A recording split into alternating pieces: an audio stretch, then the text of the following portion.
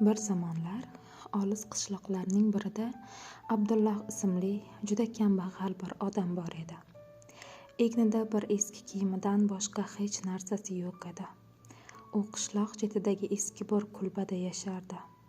Kunduzi shahar va qishloqlarni aylanar, ish topa olmasa o'sha kuni och qolib, uxlab qolardi. Abdulloh har qancha kambag'al bo'lmasin, doim shukr qilar, qo'lidan kelgancha ish topib, holatini o'zgartirishga harakat qilardi. Ish topolmagan kunlari ham biror marta nolimasdi. Och qolgan kechalari ham sajdaga bosh qo'yib, "Yo Robbim, sen menga havoni nafas qilib berganing uchun shukr. Ko'zim ko'rib turgani uchun shukr. Qulog'im eshitib turgani uchun shukr. Oyog'im yurib turgani uchun shukr. Sen menga bitmas tuganmas bebaho ne'mat berganing uchun shukr. Bunchalar ham rahmating cheksiz. Bunchalar ham mehribonsan Allohim" deb yig'lardi. Kunlarning birida u ish izlab shaharga bordi. Kechgacha shahar kezib ish topa olmadi. Och-nahor uyga qaytayotganda yo'l chetida bir odamni yig'lab o'tirganini ko'rdi. Yaqinlashib nima bo'lganini so'radi. U odam boy savdogar ekan. "Men Jafar ismli boy savdogarman. Cho'lda kelayotgan karvonimni qaroqchilar talab ketibdi. Butun mol-mulkimdan ayrilibman. Shunga yig'layapman." Buni eshitgan Abdulloh unga qarab jilmaydi va "Eh birodar, menda bir dona non ham yo'q, uyim ham yo'q, lekin qalbim tinch. Senda esa hali ham oilang bor, bola-chaqang bor, sog'-salomat, eng muhimi uying bor. Shuning uchun shukr qil." Buni eshitgan savdogar hayron bo'lib unga qaradi. Kambag'alning yuzida ajib bir nur bor edi. Go'yo o'zi kambag'al bo'lsa-da, hech narsaga muhtoj emasdi. Savdogar o'rnidan turdi-da, qo'llarini duoga ochdi. "Eh Robbim, menga ko'p boylik berding, lekin men sendan uzoqlashdim. Bu bandang esa hech narsasi yo'q, lekin seni yo'qotmabdi. Endi bildim, haqiqiy boylik shukr ekan. O'zingga shukr Allohim, o'zingga shukr" deb yig'ladi boy. Shu payt uzoqdan bir otliq ko'rindi. Otliq savdogar oldiga keldi-da, "Jafar, senga xabar olib keldim. Qaroqchilar talagan karvon seni karvoning emas ekan. Karvoning yaqinlashib qoldi" dedi. Ot shahar tomon ot choptirib ketdi.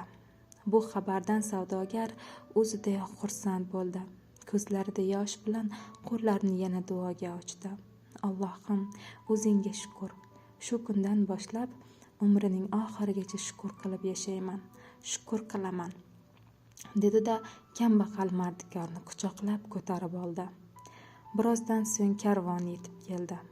Barcha tuyalar sog'-salomat, barcha mol-mulki omonda edi. Savdogar bir tuya boyligini kambag'alga berdi. "Bu mendan senga sovg'a. Sen menga shukurni o'rgatding" dedi savdogar. Shukr qilib bozordan yemish olib uyga qaytdi. Ertasi kun kambag'al yana yo'lga otlandi. Yo'lda ketayotsa, yo'l chetidagi tikonzor yonayotganini ko'rdi. Tikonzor ichida bir ilon olov ichida qolgandi. Kambag'al yerda yotgan uzun yog'ochni oldida ilonga uzatdi. Yog'ochga o'ralib olgach, kambag'al uni xavfsiz yerga qo'ydi. Olovdan qutulgan ilon tilga kirib dedi: "Ortimdan yur." Shunday deb sudralib keta boshladi. Ular uzoq yurgach, bir katta g'orga yetib kelishdi. Ilon sudralib g'orga kirib ketdi. Kambag'al uni ortidan kirdi.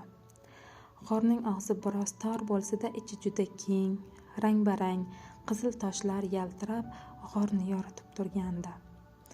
G'or o'rtasidagi ulkan xarsang tosh ustida ilonlar shoxi ularni kutib oldi. Kambag'alni boshlab kelgan ilon: "Otajon, bu inson meni o'limdan qutqarib qoldi.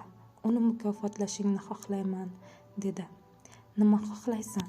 Bir xum tilla beraymi yoki hayvonlar tilini o'rgataymi? Tanla." Kambag'al biroz o'ylanib turdi-da, "Hayvonlar tilini o'rgat." Hayvonlar tilini o'rgansam, ularni tushunib, ularga ko'proq yaxshilik qilgan bo'lardim, dedi kambag'al. Kambag'al 40 kun g'or ichida qolib, hayvonlar tilini o'rgandi. 41 kun g'ordan chiqib, uyga qayta yotib, suvsizlik va ochlikdan hol qurib bir daraxt ostida yotib qoldi. Shu payt daraxt ustidagi qushlarning suhbati qulog'iga chalindi. Men bu insonni ko'pdan beri bilaman. Juda kambag'al, xarobada yashaydi. Agar mana shu daraxt ostida xazina borligini bilganida edi, boyib ketgan bo'lardi, dedi qushlardan biri. Buni eshitgan Abdulloh o'rnidan turdi. Kechga yaqin uyga yetib keldi. Qornini to'yg'azib, shukr qilib uyquga ketdi. Ertalab daraxt oldiga keldi. Daraxt ostidan 7 pushiga yetgulik boylik topgach, yana shukr qildi. Kambag'al eng nochor kunlarida ham, boy-badavlat bo'lganda ham shukr qilishdan to'xtamadi. Shaharning eng go'zal ayollaridan biriga uylandi. Oradan yillar o'tib farzandi undan so'radi. Ota, shu gap rostmi? Siz shahar chetidagi eski kulbada yashagan ekansiz. Ha, rost. Uni kulba ham deb bo'lmaydi. 4 devorli xaroba edi, javob berdi u. Unda qanday qilib shahardagi eng baland qasrga ega bo'lgansiz? So'radi bola. Shukr bilan bolam, shukr bilan.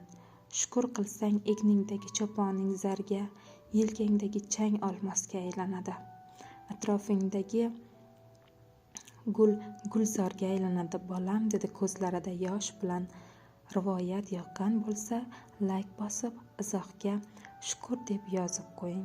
Obuna bo'lishni unutmang.